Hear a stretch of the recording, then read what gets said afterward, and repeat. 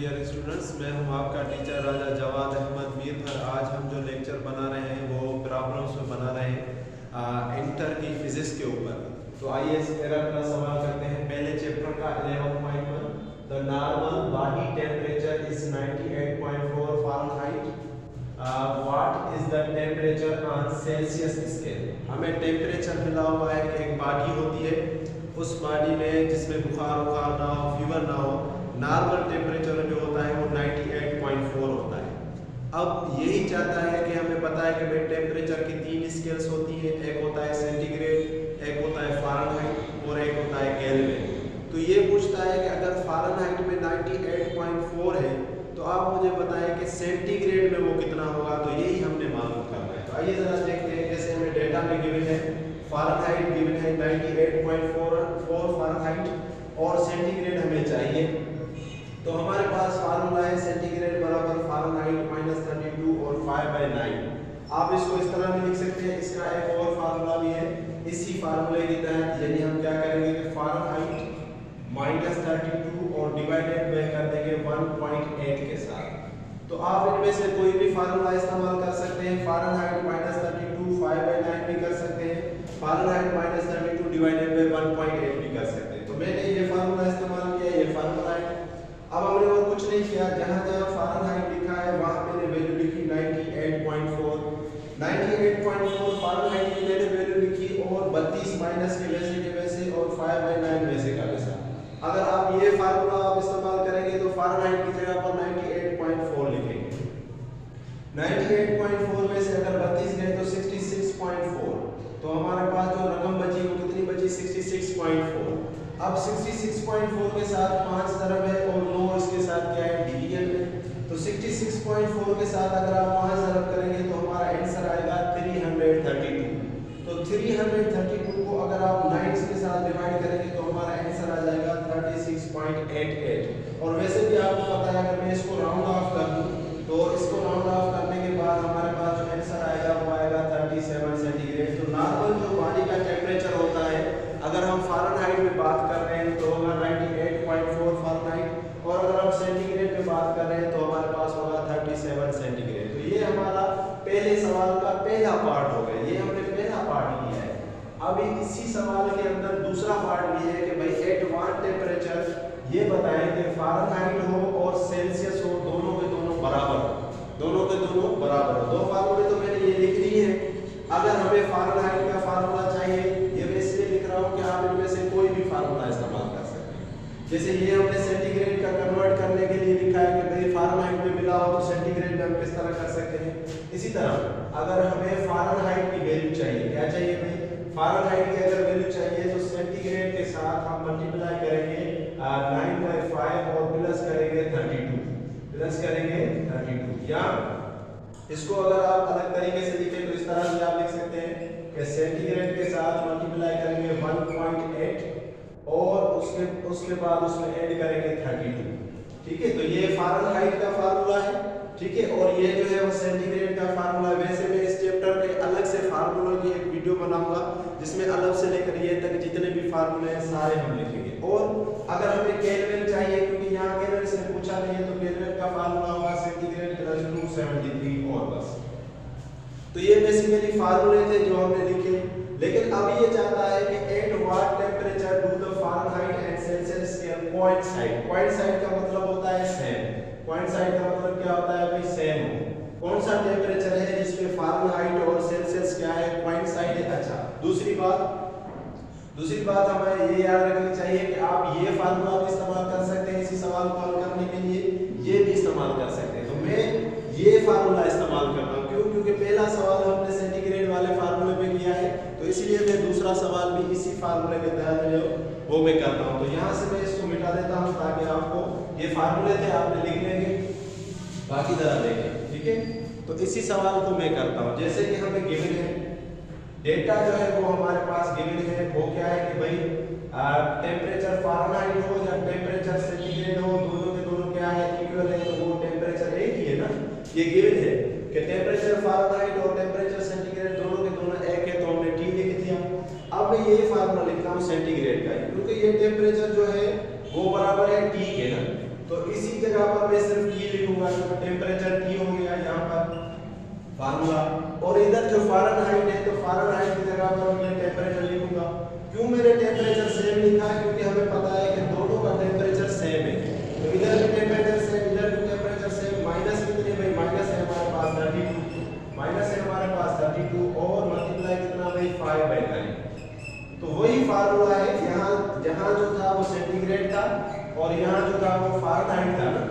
मैंने, क्योंकि ये फ़ारेनहाइट और सेंटीग्रेड दोनों टेम्परेचर के बराबर है, इसीलिए मैंने ये फ़ारेनहाइट हटाकर वहाँ पर सिर्फ एक ही टेम्परेचर लिख दिया। अब मैं ये चाहता हूँ कि ये जो रकम है यहाँ पर, ये जो 9 है वो तो डिवाइड हो रहा है। अगर 9 को मैं यहाँ लेकर आऊँ तो 9 मल्टीप्लाई हो जाएगा, तो ये हो जाएगा 9t और यहाँ पर t माइनस 32 और उसके साथ 5 मल्टीप्लाई। ठीक है, तो ये इस तरह हो जाएगा, क्योंकि ये 9 यहाँ पर मल्टीप्लाई था और डिवाइड था, तो यहाँ आकर क्या हो गया? मल्टीप्लाई। अच्छा, तो 9t का वैसे का वैसा और 5 को t से करेंगे तो 5t। ठीक है, और 5 को 32 के साथ अगर ज़रब करेंगे तो 5 को 2 से करेंगे तो 10 और 5 को 3 से करेंगे तो 15, 15 और 1 तो कितना हो जाएगा? 160। ठीक है, मैंने और कुछ भी नहीं किया।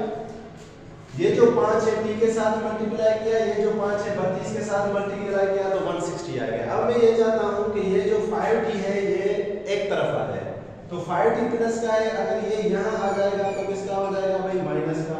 5t क्या हो जाएगा? माइनस का। और यहाँ पर माइनस 160 वैसे का वैसा।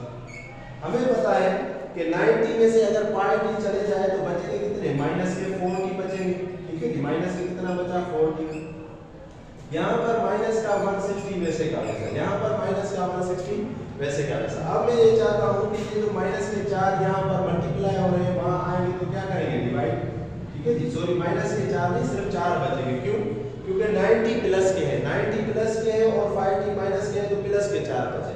तो ये 4 अगर यहाँ आकर डिवाइड करेंगे माइनस के 160 के साथ, अगर 4 डिवाइड करेंगे तो 4 का पारा जो 160 पर पड़ेगा वो पड़ेगा 40 मरतबा। तो हमारे पास जो टेम्परेचर आया वो कितना आया भाई? माइनस का 40 सेंटीग्रेड या माइनस का 40 फ़ारेनहाइट। ये वो टेम्परेचर है, माइनस 40 का वो टेम्परेचर है। ये एमसीक्यूज में भी आता है कि कौन सा टेम्परेचर है जहाँ पर फ़ारेनहाइट और सेंटीग्रेड सेम है।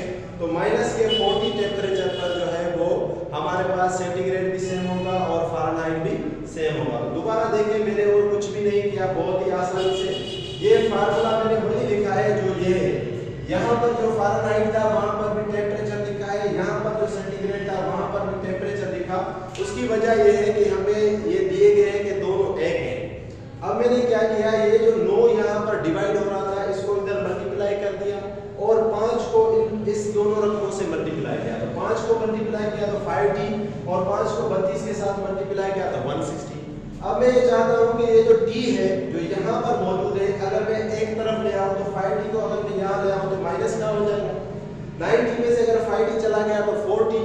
अब मैं चाहता हूँ कि ये 4 यहाँ पर ज़रब है, यहाँ आएगा तो डिवाइड करेगा, 4 का पारा अगर 160 पे आएगा तो माइनस का 40। तो इसी तरह पहला सवाल हमारा हल हो गया। अब इसकी स्क्रीनशॉट के लिए फिर मैं आपको दूसरा सवाल कराता हूँ। बहुत ही आसान है, आप ज़रा थोड़ा गौर करेंगे तो आपको बड़ी आसानी के साथ ये समझ आ जाएगा। पहला सवाल जो हमारे पास था वो था जी टेम्परेचर के ऊपर, और वहाँ पर हमें फ़ारेनहाइट दिया गया था और वो चाहता था कि भाई आप मालूम करें सेंटीग्रेड। ठीक है, अब जो दूसरा सवाल है वो लीनियर एक्सपेंशन पे आया हुआ है कि लीनियर एक्सपेंशन में वो क्या कहता है कि भाई एक चीज़ है हमारे पास, लेंथ है, किसी भी एक राड है, ये राड की एक लेंथ है और लेंथ कितनी है 30 सेंटीग्रेड और 30 सेंटीग्रेड पर इसकी लेंथ कितनी है 0.2 सेंटीमीटर, 0.2 सेंटीमीटर। ठीक है, यानी टेम्परेचर यानी T1 पर जो इसकी लेंथ है वो है 0.2 सेंटीमीटर।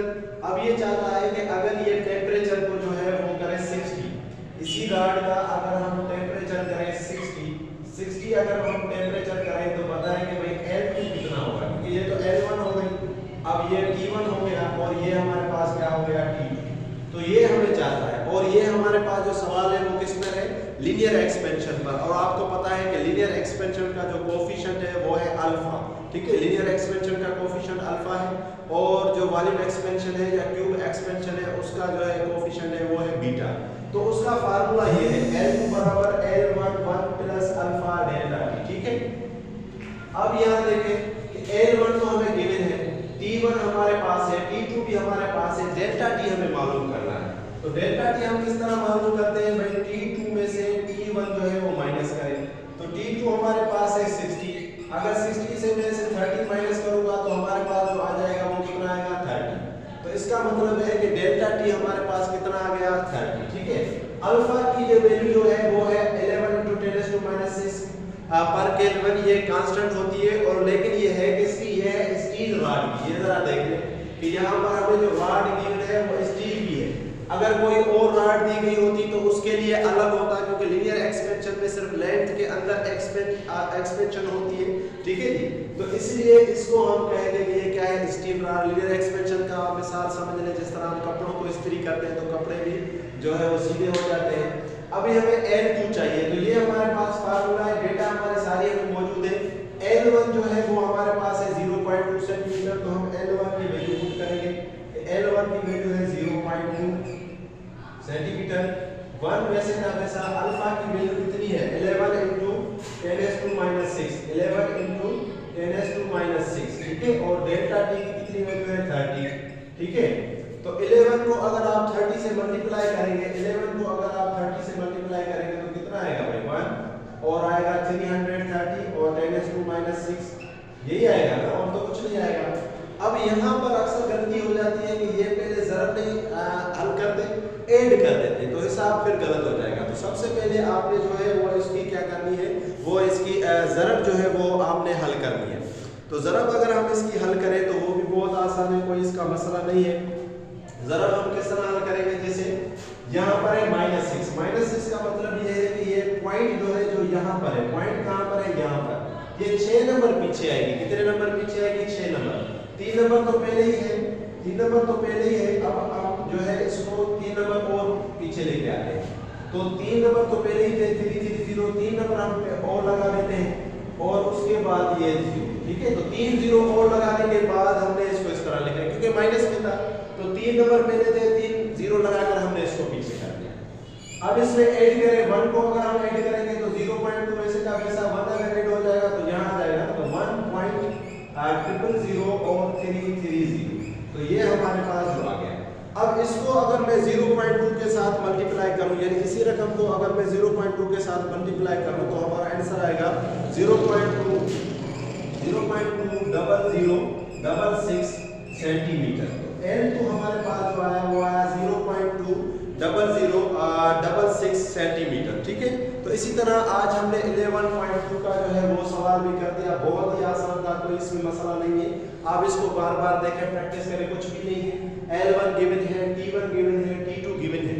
डेल्टा T हमें पता है कि T2 में से T1 जो है माइनस करेंगे। अल्फा की वैल्यू जो दी भी गई होती है, कभी कभी नहीं भी दी गई हो तो याद कर लें, ये कांस्टेंट होती है स्टील के लिए। L2 हमें चाहिए, तो ये फार्मूला था, इस फार्मूले में मैंने वैल्यू पुट की, फिर 30 को 11 से ज़रब किया तो 330 आया। फिर 10⁻⁶ को मैंने 3 0 लगाकर रख दिया, 1 मैंने ऐड किया तो 1 पॉइंट कुछ समथिंग आई, और उसके बाद 0.2 से हमने जब मल्टीप्लाई किया तो हमारा रोका आंसर आ गया। तो इस तरह इस वीडियो को जो है आसानी से लिखें भी, समझे भी सही। Thank you for watching.